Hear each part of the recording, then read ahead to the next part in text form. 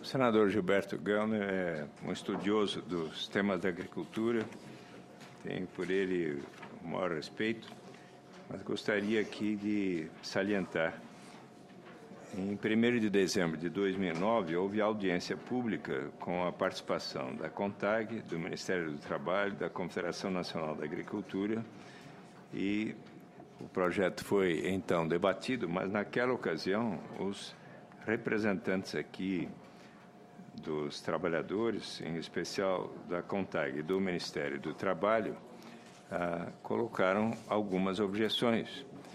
E, então, não foi obtido propriamente um consenso.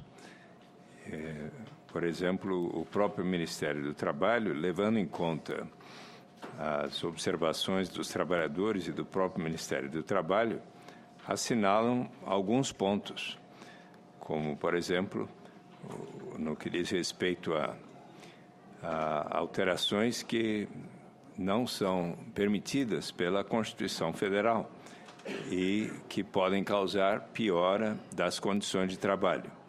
Quais são os pontos? Primeiro, o intervalo interjornada.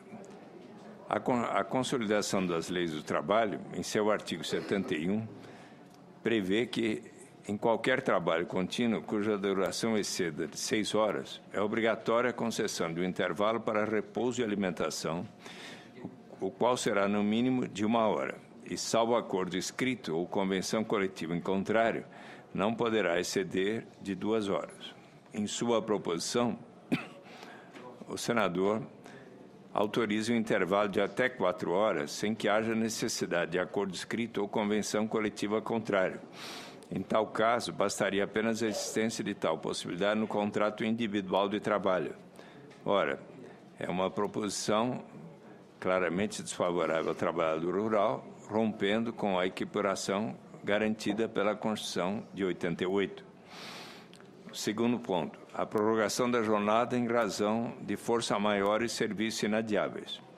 O artigo 61 da CLT prevê a possibilidade de prorrogação da jornada normal de trabalho, devendo tais horas extraordinárias ser pagas de acordo com o que prevê o artigo 7º, inciso 16 da Constituição de 88, ou seja, com seus valores acrescidos em no mínimo 50%.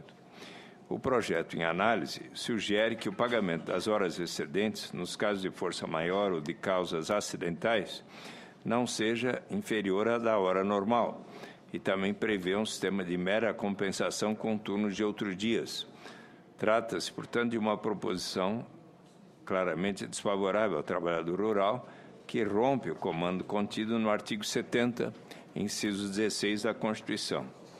Outro ponto refere-se à terceirização de atividades mecanizadas. A proposição em análise sugere a autorização da terceirização para as atividades que se utilizem de maquinários e equipamentos. Alega que tais equipamentos, na maioria das vezes, não pertencem aos proprietários rurais.